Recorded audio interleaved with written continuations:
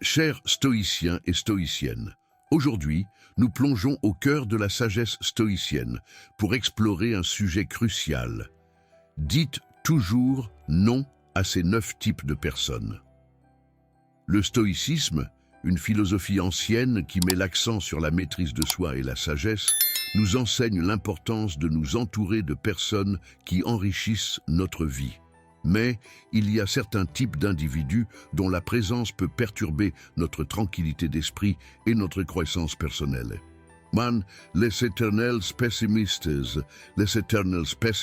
voient le monde à travers des lunettes sombres.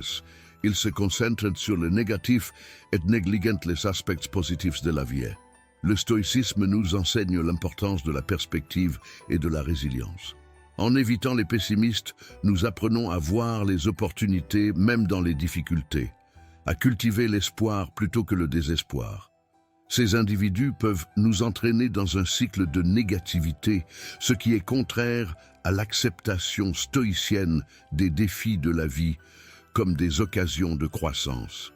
Il est important de se rappeler que notre perception de la réalité influence grandement notre expérience de celle-ci. Les stoïciens croient en l'importance de rester équilibrés et de maintenir une vision positive et réaliste de la vie, ce qui est difficile à réaliser en présence de personnes constamment pessimistes. 2. Les manipulateurs.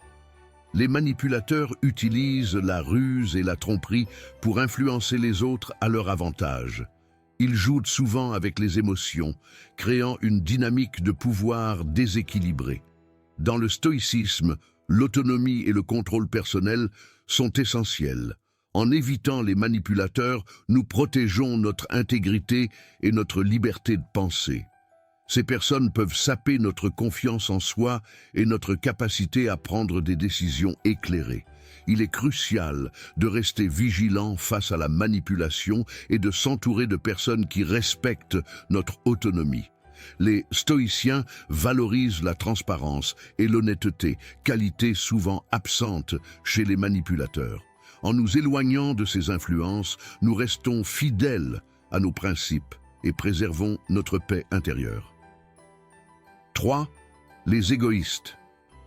L'égoïsme est l'opposé de la philosophie stoïcienne, qui prône la vertu, l'altruisme et le bien commun. Les égoïstes se concentrent sur leurs propres intérêts, souvent au détriment des autres. En évitant ces personnes, nous favorisons des relations basées sur la réciprocité et le respect mutuel. Les égoïstes peuvent nous empêcher de développer l'empathie et la compassion, 2 qualités essentielles dans le stoïcisme. En choisissant de nous entourer de personnes qui se soucient des autres, nous cultivons une communauté saine et solidaire. Les stoïciens croient en l'importance de contribuer positivement à la société, ce qui est difficile en présence d'individus centrés uniquement sur eux-mêmes. L'égoïsme mène à l'isolement, tandis que le stoïcisme encourage les connexions significatives et le partage. 4. Les colériques. La colère est une émotion que les stoïciens s'efforcent de maîtriser.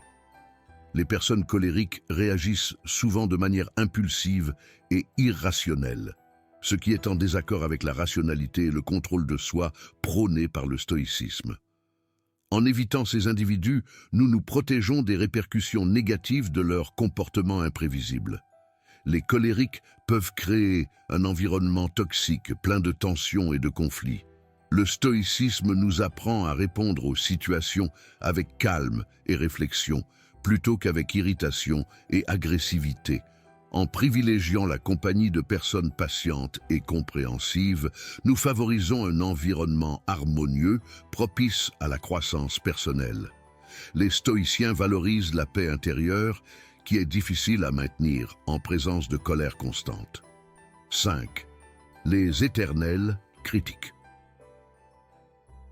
La critique constante et non constructive peut miner notre confiance en soi et notre motivation. Les stoïciens croient en l'importance de la résilience et de l'auto-amélioration, mais cela ne signifie pas accepter passivement toute forme de critique. En évitant les critiques excessives, nous nous protégeons de l'influence négative sur notre estime de soi. Ces personnes peuvent nous empêcher de reconnaître nos propres accomplissements et progrès. Le stoïcisme nous enseigne à évaluer les critiques de manière objective et à en tirer des leçons. Mais cela est difficile lorsque les critiques sont incessantes et dépourvues de bienveillance. En choisissant de nous entourer de personnes qui offrent des retours constructifs, nous cultivons un environnement propice au développement personnel. 6. Les envieux. L'envie est une émotion toxique qui peut perturber notre tranquillité d'esprit. Les stoïciens prônent la satisfaction et la gratitude pour ce que l'on a, plutôt que l'envie de ce que possèdent les autres. Les envieux projettent souvent leurs insatisfactions sur les autres, créant ainsi un climat de jalousie et de ressentiment. En évitant ces personnes, nous préservons notre sérénité et notre contentement. L'envie peut conduire à des comportements malveillants et des attitudes négatives. Le stoïcisme nous encourage à nous concentrer sur notre propre chemin et nos propres vertus, plutôt que de nous comparer aux autres. En s'éloignant des envieux, nous renforçons notre capacité à apprécier nos propres vies et à célébrer sincèrement les succès des autres. 7. Les menteurs. La vérité et l'honnêteté sont au cœur des valeurs stoïciennes. Les menteurs brouillent la réalité et sèment la méfiance. En évitant ces personnes, nous protégeons notre intégrité et notre capacité à voir le monde tel qu'il est. Les menteurs peuvent manipuler les situations à leur avantage, ce qui est contraire à l'éthique stoïcienne. La vérité est fondamentale pour construire des relations saines et transparentes. Les stoïciens valorisent les interactions authentiques et sincères. En nous entourant de personnes honnêtes, nous favorisons un environnement de confiance et de respect mutuel.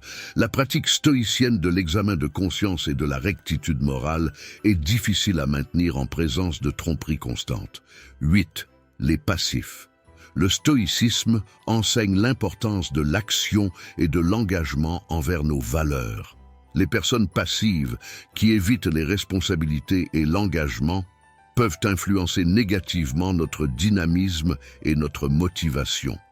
En s'éloignant de la passivité, nous cultivons une attitude proactive face à la vie. Les stoïciens croient en l'importance de prendre en main notre destin et de travailler activement pour le bien-être personnel et collectif.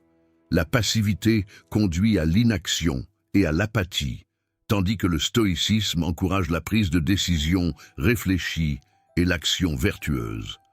En choisissant de nous entourer de personnes actives et engagées, nous renforçons notre détermination à vivre conformément à nos principes. 9. Les éternelles victimes. Bien que la compassion soit une valeur stoïcienne, s'entourer de personnes qui refusent constamment de prendre la responsabilité de leur vie peut être nuisible. Les stoïciens enseignent l'importance de l'autonomie et de la responsabilité personnelle. Les éternelles victimes ont tendance à blâmer les autres pour leurs propres échecs et à éviter de prendre en charge leur propre vie.